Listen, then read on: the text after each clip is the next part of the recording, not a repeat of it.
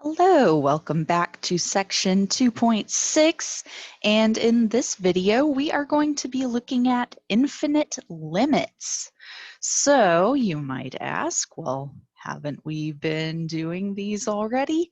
And we've been doing something that sounds very similar so far in this section. We've been taking limits as x approaches positive or negative infinity. So yeah, infinity is involved.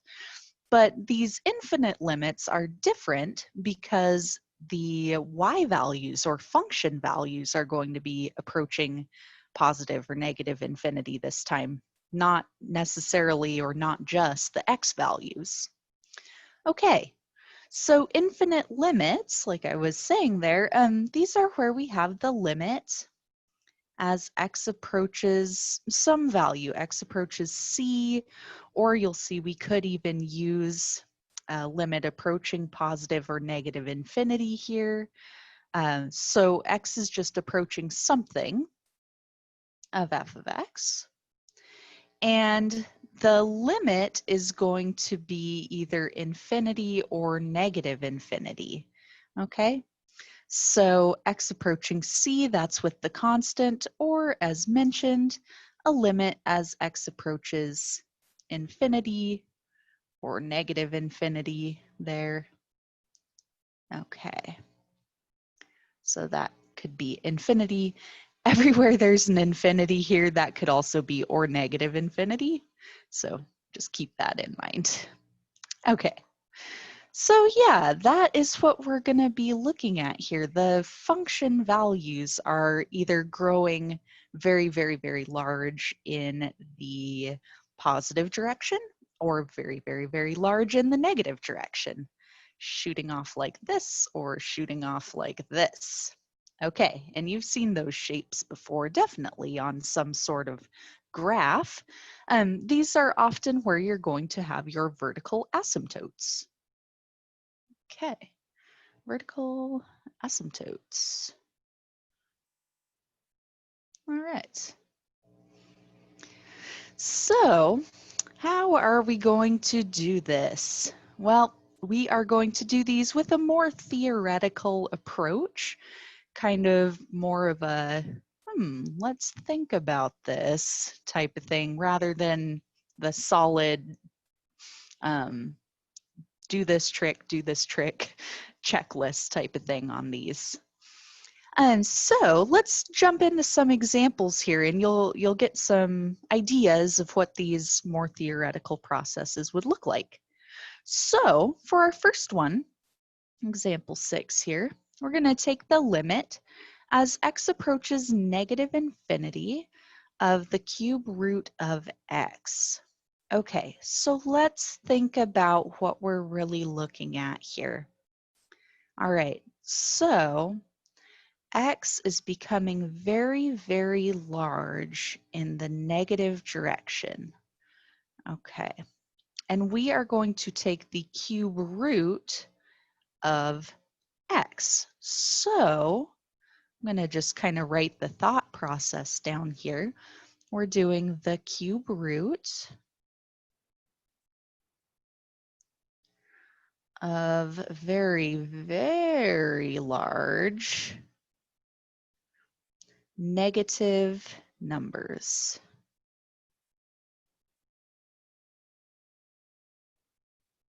Okay, so you could even think about a few values here if that helps you spot the pattern of what's going on. So think about, you know, a fairly large negative number that you could take the cube root of. For instance, maybe the cube root of negative 1,000.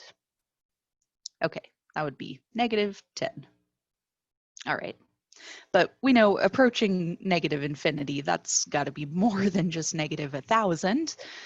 So how about the cube root of something like negative 1 million? Okay, that's getting larger in the negative direction.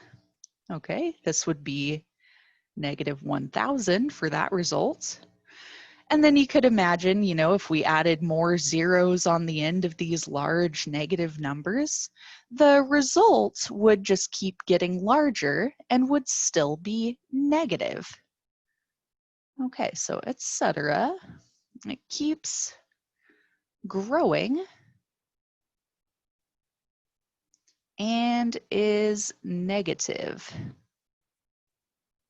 Okay, so as x approaches negative infinity, the result is just going to keep getting larger and larger and larger, and it's going to stay negative. It's not all of a sudden going to become a positive number for that square or cube root, pardon me. So we are going to end up with a limit of negative infinity. Keeps growing in the negative direction. And so that's our result. All right. Now, let's think about another one. Example 7. We're going to take the limit as x approaches 0 from the right. Okay, that's a little hard to see in there, but that is a 0 with a superscript plus. And the function is 1 over x. Now, if you know what the graphs of these functions look like, you could use that to help you. But we'll keep going with the more theoretical approach because you can't always come up with a nice graph as the functions get more complicated.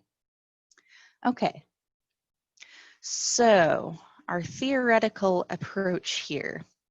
Let's focus on our values of x. Okay, so x is approaching a constant in this case, and it's a one-sided limit. X is approaching 0 from the right. Okay, so if we think about what our x values are, they are very, very, very small because we're approaching 0. So these are teeny tiny numbers.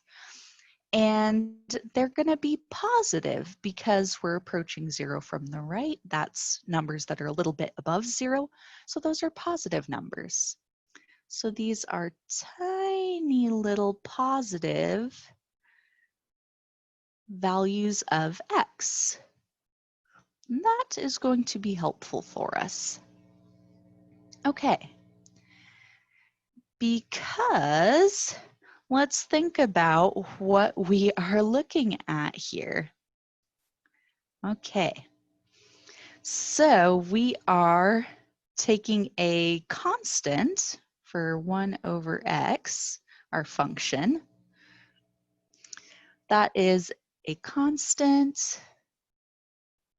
And the x values that we're dealing with are, again, these tiny, tiny positive values of x. So a tiny number down here. Okay, and you got to think about what the result of this division is going to be. And again, you could even plug in a few sample values if you'd like. Do 1 over some tiny, tiny numbers, tiny, tiny positive numbers. And you'll see that the result you're going to get is going to be something very, very large. For instance, if you're taking like 1 over 0.0000001, it's going to be like a reciprocal of that, and you're going to end up with a huge number. Okay, so a constant divided by something so tiny is going to give you a huge number. Okay, as the denominator, denominator approaches 0, this value overall, the fraction, when we do that division, gets larger and larger. Okay, so we're going to end up with a huge result. And then, so that kind of tells us that we're going to be either in this situation approaching positive infinity or the situation approaching negative infinity. So we have to look at the signs, plus or minus, in this problem to see which one it's going to be.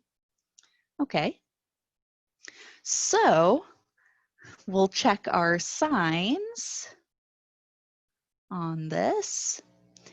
And 1 over x, 1 is a positive number, clearly. Okay, you know that. And then the x's that we're looking at, remember, those are also going to be positive, approaching 0 from the right there. So we have positive number divided by another positive number. Okay, positive constant 1 divided by a positive teensy tiny number. So we're going to get a positive result overall. Okay, so it's a huge, huge number and it is positive. You put those two traits together, huge positive number, and that is going to lead us to the result of positive infinity for our answer here. So this huge positive number will then approach positive infinity. There we go. Okay, so there's that limit. All right, for our next example, we're gonna take it up a little notch here. We're going to let x approach infinity, and our function is the square root of x cubed plus x all over x. Okay, so we have a couple things going on here. First off, if you just saw this limit in the wild, okay, if you didn't know it was part of this portion of this section, the main thing for you to focus on is this right here. The fact that x is approaching infinity. So this is definitely one of these 2.6 problems. As x approaches infinity, that's where we want to use this useful theorem and its extension that we've been using this entire section. So as x approaches infinity, use trick number 1, as we've been calling it in 2.6 here. That's the trick of, there it is, multiplying everything by the reciprocal of the highest power of x in the denominator. Okay, so yes, we want to do that since x is approaching infinity. That's the tip off here. Okay, so use trick number 1. Highest power in the denominator is, well, x. That's the only thing in the denominator. Okay. And so the reciprocal of that is 1 over x. And that means we're going to be multiplying everything by 1 over x. Okay, so more practice with this. All right. Now, take our limit as x approaches infinity, and notice how in the numerator we hit that issue of not having a compatible multiplier, as we've been calling it. The 1 over x right now is not under a square root, so we can't distribute to the things that are underneath the radical. It just does not work. But in the denominator, we can multiply those together just fine. Okay, so multiplying x times 1 over x just gives us 1. So that's kind of nice. Our denominator just canceled out. And now let's write 1 over x in a compatible way. Remember, write this as a square root. Okay. If you need to refresh on that, it was, I think, 2 videos prior. 1 over x, we could rewrite as the square root of 1 over x squared. So we do that here. And then we have our square root of x cubed plus x. Okay, no need to write the denominator anymore because it's just 1, no effect. But yeah, now that we've written both of those as square roots, we can merge those terms together into a single square root and do the distribution that we want to do. Like so. And then we distribute underneath that radical. Okay, now we're looking at the limit as x approaches infinity of distributing the first term there. We could cancel out 2 x's, so we'd still have x, and then plus 1 over x. This is underneath the square root. All right, now we are in a situation that we've encountered with these limits approaching infinity as x goes to infinity. We're in the situation where we can use our useful theorem. Okay, spot this. Ta-da! 1 over x. As x becomes very, very large, a huge denominator on that fraction is going to make that fraction very, very, very small, and that is going to approach 0. So this is going to 0. I'll keep it highlighted in purple there, since that's what we've been using to show that approaching 0 in this section. Okay, so effectively, if that term is approaching 0, we got to think about what's going on with our first term here, the x. That is not approaching 0, okay, because x is approaching infinity. This term is getting really, really large as the second term goes to 0. So effectively, it's almost like we're going to be looking at the square root of x as these numbers get really huge. This second term, as it's going to 0, it has less and less of an impact on the value of this function. And so it ends up just looking like the square root of x as x gets really, really large.